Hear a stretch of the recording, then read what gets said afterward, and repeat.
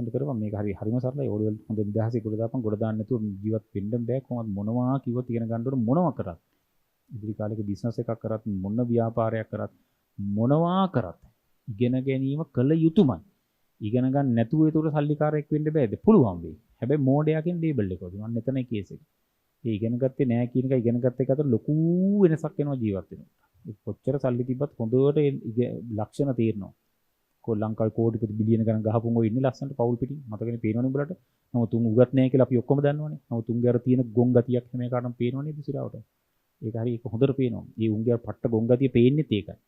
ඒ ගොන් ගතිය තිබ්බ නිසා තමයි එහෙම හොරකම් පවක් කරේ කියන්නේ එහෙම අර උගත්කමක් නැති වෙච්ච මිනිහෙක් කියන එකාගේ ලොකු අඩුවක් පේනවා ඒක අති බරපතල අඩුවක් එතන තියෙනවා ඒක තේරුම් ගන්න ඕන උඹලා සමාජයේ පොඩි බබාලම නෙවෙයිනේ තොත්ත බබාල වෙන්න බෑනේ දැන් මෙතන මේක අහගෙන ඉන්නවා ඒ නිසා මේක අර මේක හරි ලොකු දෙයක් තියෙනවා මේ ඉගෙන ගන්න කේ ලොකු බර ගතියක් තියෙනවා කියන ගත්තම හිතා ගන්න බැරි අපි අති බරපතල තැන්වල ඕන දෙයක් කරන්න පුළුවන් දැන් ඒක මේ කතා කරන විදිහනේ පස්සේ කතා කරමු අපි